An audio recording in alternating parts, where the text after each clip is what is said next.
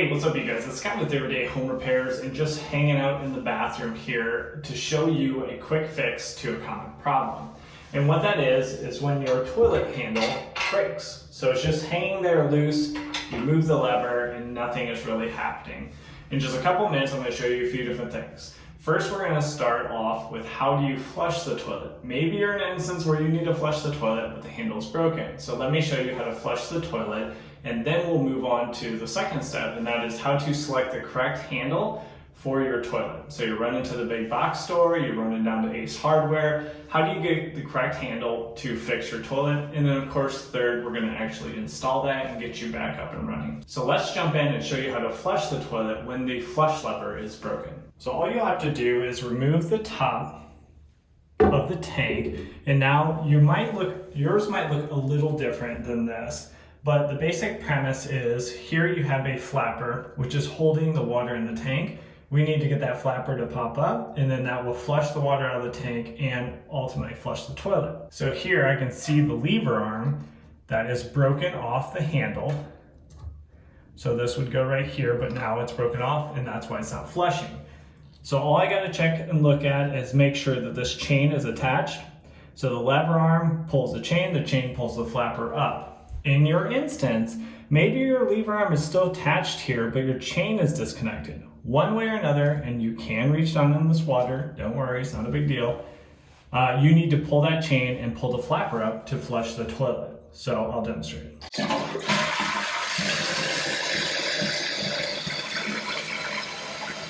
Then just let the flapper back down, and your tank will be done.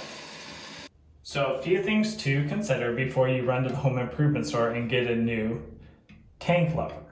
And that is, where is the mount at? Is it a front mount? Is it an angle mount? Or is it a side mount? That's one good thing to note. Also, if you want to get a white one, obviously you can replace it just with white.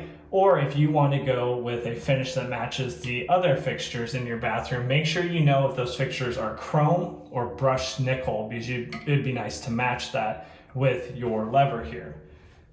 Before taking off, it is also good to make sure that the chain is in good working order and the flapper looks to be good. If everything else is good, then we're really just going to get our new lever.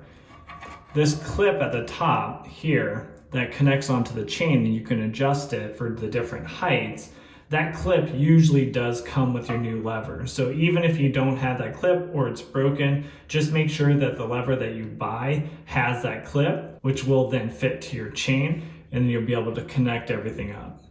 So let me show you how to remove the handle and then also that lever arm so you can take it with you to the home improvement shop. This plastic nut is reverse thread. So usually you just need some type of wrench to loosen it up, and then you can just unscrew with your fingers to remove it. So we'll take that with us to the home improvement store. And also reach down and grab the lever arm.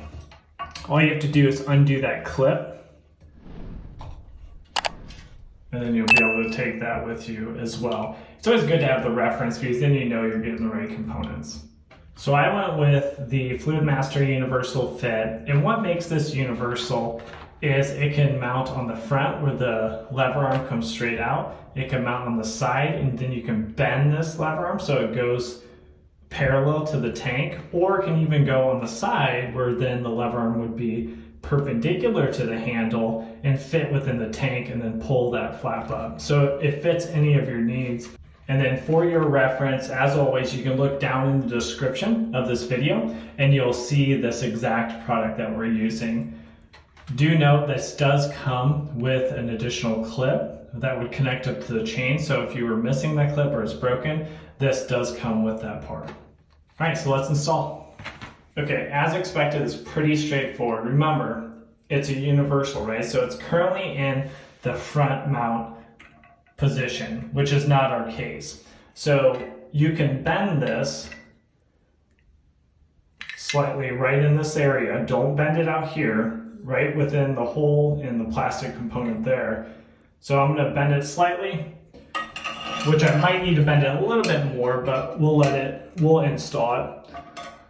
Yep, I can see I already need a little bit more bend to get it installed. And there is a square adapter here on the handle, which will fit into the housing of the tank. So we'll bend it a little bit more, getting there. I'm gonna start to tighten this up and then we'll do our final adjustments. Remember, it's a reverse thread, so you're gonna wanna thread it the opposite way to tighten it up. And do not over tighten this. These are plastic parts, so they will break if you try to tighten them down too much. Okay, so I have interference, right, between the lever arm and the tank itself. So I'm gonna bend it a little bit more.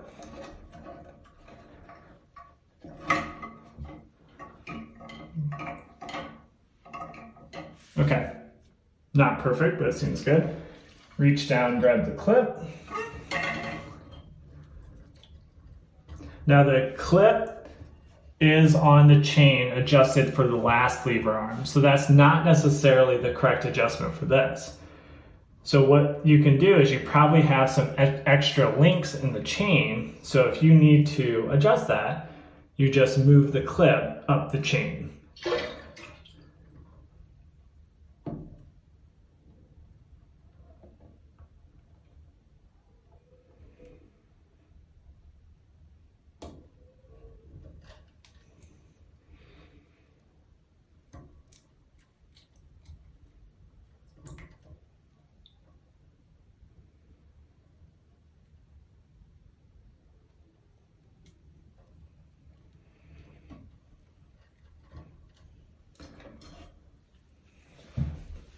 Okay, so now I know with the clip in the chain has enough slack to let the flapper fully seal off the tank. You don't want the flapper to be tight in this scenario because then it's going to create a water leak and then your water bill is going to go up.